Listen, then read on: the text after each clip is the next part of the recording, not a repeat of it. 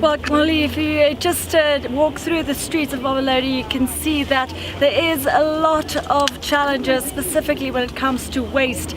And that's why not only the new minister, but a number of residents have been getting their hands dirty since early this morning. So I do have the minister here with me, so we can just put the questions to her. Minister, specifically Mamelodi, we've seen the waste around lying on the streets. Why is it so important today on World Environment Day, when the theme is beat air pollution, to clean up the streets specifically here? Morning, Yanka. I think that one of the things that we all understand is that across the globe, poor environmental management tends to affect the lives of people living in poor communities the most. And South Africa is no exception to that general trend. So communities where predominantly black people and poorer people are living, we find a situation where there is often poor environmental management, and this impacts very directly on people's quality of life. You would be aware that on the 8th of March this year, President Cyril Ramaphosa launched the Good Green Deeds campaign. And the intention of that campaign was to clean up our communities and make sure that we start to put in place more effective waste management. Since 2001, we now have a situation where 80% of communities have regular refuse removal. But we still find a situation, particularly where there are informal settlements, where waste is not collected on a weekly basis. And the consequence of that is that people are using informal means of waste disposal. Through our national waste management strategy, we want to make sure that we support municipalities and provincial government in improving waste management services generally, but also we want to create a public awareness that the effects of illegal and inappropriate dumping actually impact very directly on the lives of residents themselves. Now, Minister, you're stepping into quite a very important portfolio going forward, seeing as not only the challenges we face here, but globally. Now, apart from waste management that we know contributes to air pollution, South Africa faces a number of challenges. Our heavily reliant on coal.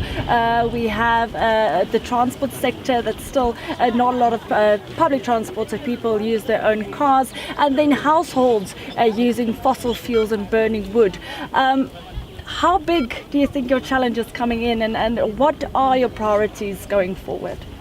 Well, South Africa has, in terms of the Paris Climate Accord, a nationally determined contribution that we have to make to mitigating greenhouse gases.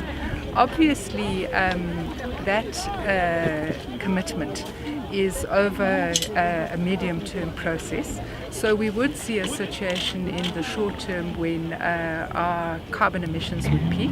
They would then plateau, and then they would start to decline from the mid-2030s. Now, obviously, one of the fundamental tasks that we've all got to become involved in is this discussion of the just transition.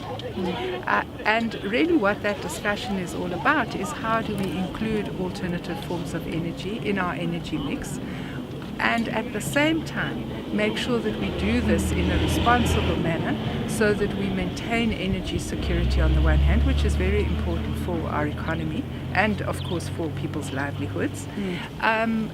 But on the other hand, it's also important that we should not see a situation where where there's a jobs bloodbath. So we would want to make sure that we can engage in an increasingly different energy mix, but at the same time understanding that for the foreseeable future a lot of our base energy needs are going to be made through fossil fuels. Do you think in your department there's still a need to push, or in the government as a whole, the importance of addressing climate change? Do you think there's been enough attention on it so far? Well, as I said, South Africa is a signatory to the Paris Climate Accord. South Africa has a nationally determined contribution that they have to make to the reduction of emissions. I think the real issue is how do we do that in a manner that is responsible both in terms of our energy needs and in terms of our job creation needs.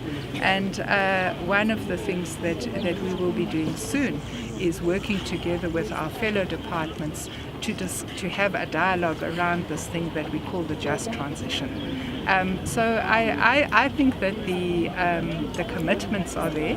What we've got to look at is the responsible way in which we implement them. Do you think the government has been strict enough on the minimum emission standards that's been put on some of the companies, including Eskom? We've seen even ArcelorMittal, a company now facing possible criminal charges because of the emissions going above the minimum standards.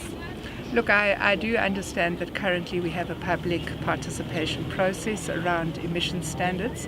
I would want to appraise myself of that process and then make decisions. Okay, perfect. Thank you very much.